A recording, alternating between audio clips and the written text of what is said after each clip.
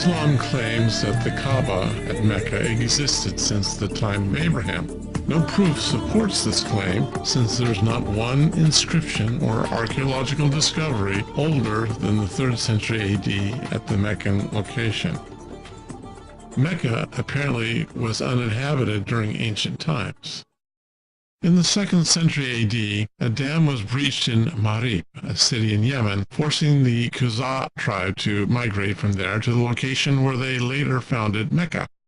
Because no temple existed there, the Khuza'a tribe erected a tent in which to worship. In the same location, the Kaaba was later built. In the 4th century, they started to build the city of Mecca. King of Yemen, Abu Karb Asad, or Tuba, came to Mecca in the 5th century. He built the Kaaba similar to a Kaaba found in Yemen. Tuba ordered a mir from Asad to complete the interior of the Kaaba. Abu Karb Asad covered the Kaaba with a curtain, or kiswa, which was the second most important step after building the temple itself. Muhammad tried to identify Abraham with Mecca and the Kaaba in order to gain respect for Islam. In Quran 2, verse 127, he said that Abraham and Ismael built the Kaaba at Mecca.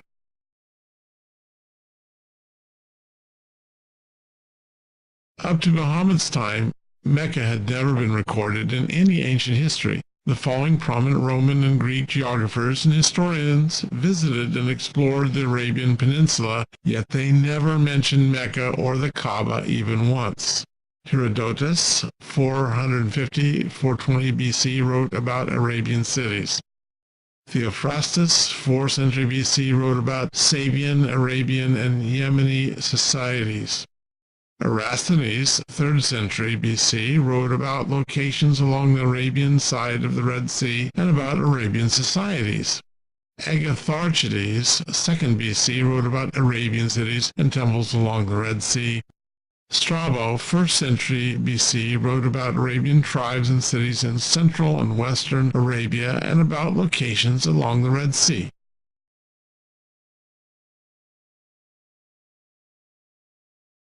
Pliny the Elder, 1st century BC, wrote about 92 regions, cities, and tribes of Arabia, but did not mention Mecca. Ptolemy, 1st century AD, listed all the cities and regions of Arabia, but did not mention Mecca.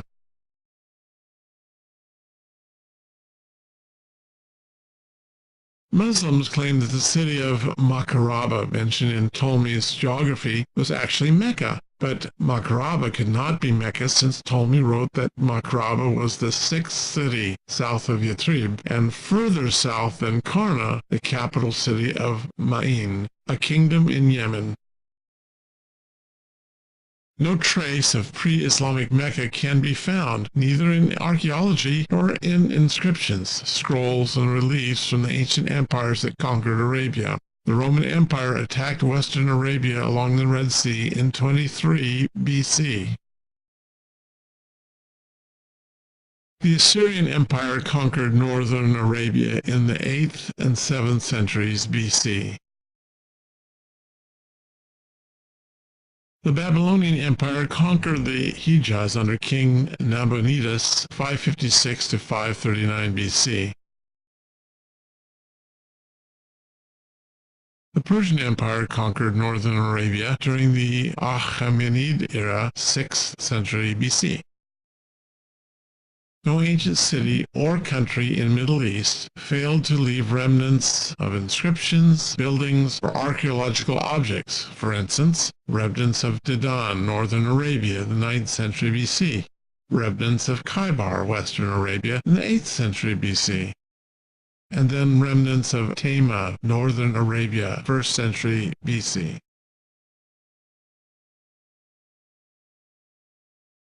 Stone carving from an ancient palace at Shabwa, the capital city of Hadramaut, Yemen, southern Arabia, 8th century BC through the 3rd century AD. Ancient Khaybar Dam. Palace of Petra, carved out of solid rock by the Nabateans, Jordan, 2nd century BC.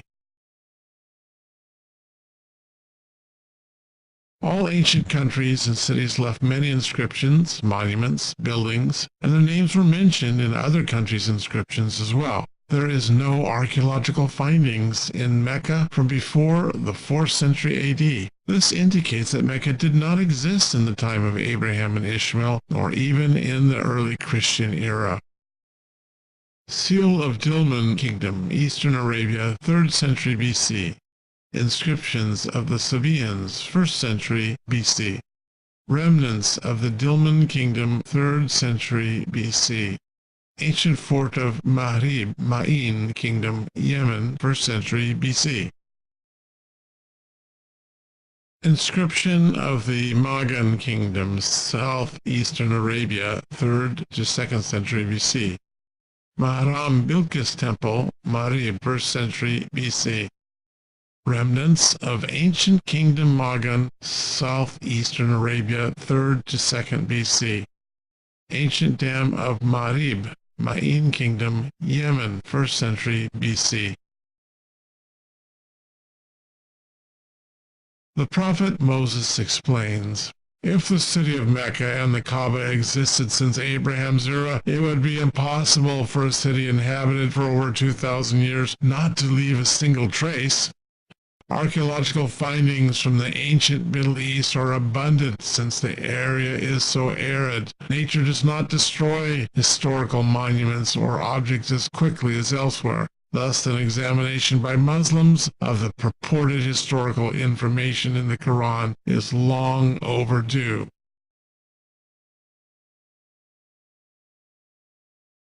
In the Torah, I mentioned many tribes, cities, and countries of the Middle East, and I surely would have mentioned Mecca and the Kaaba if Abraham had been there. Since there was no city anywhere near Mecca in ancient times, that area was uninhabited. Camels need to drink at least every 100 miles. Without any city within 100 miles of Mecca, it is not likely that Mecca was a caravan stop until a century or two before Islam. Abraham never stepped foot in Mecca.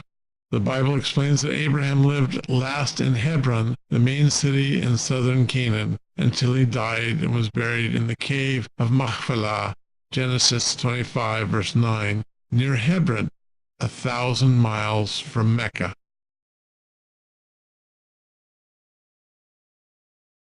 Abraham said, I came from Ur, a major city in Mesopotamia, and I stayed last in Hebron, in southern Canaan. I and my family went to Egypt only to avoid a famine in Canaan, Genesis 12, verses 10 through 20. And then we returned to Hebron.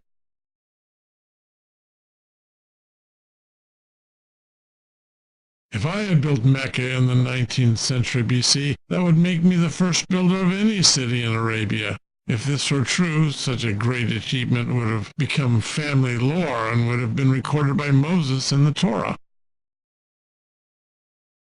Ismael said, but the Torah never mentions it. All the prophets of the Old Testament never said anything about it as well. Hagar said, after Abraham ordered me and Ishmael to leave, we drank from a well at Beersheba, Genesis 21, verses 14 through 21, not from the Zamzam well at Mecca, which is 1,000 miles south of Beersheba. It would take months to walk from Hebron to Mecca, and it would be impossible for us to cross the desert.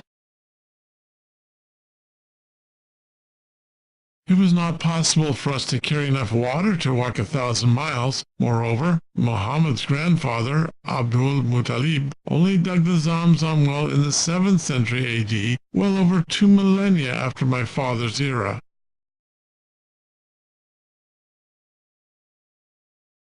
I continuously stayed in the Paran Desert, Genesis 21, verse 21, near Hebron, south of Canaan. When my father passed away, I immediately attended his funeral at Machpelah Cave near Hebron, Genesis 25, verse 9. I couldn't do that if I lived in Mecca, 1,000 miles away from Hebron. Hebrew tradition and the weather conditions of Canaan obligated the family to bury Abraham's body the same day he died. I am not of Arab descent. Genesis 25, verses 12 through 18. The tribes descended from me still live in Canaan and Sinai until the 10th century BC. Then they dispersed, and there's no record of them after the 7th century BC. Without doubt, any genealogy connecting Muhammad to me is contrived.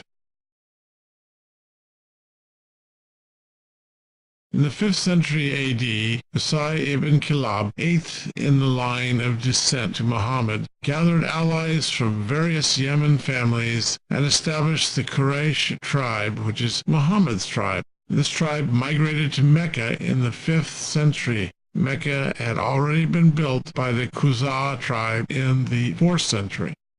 Let's go to Mecca. Muhammad denied being the descendant of Abraham or Ismael. I only know 17 generations of ancestors, that is, up to Al-Datar bin Kanana. Anyone who says more than that or adds further to that must be lying.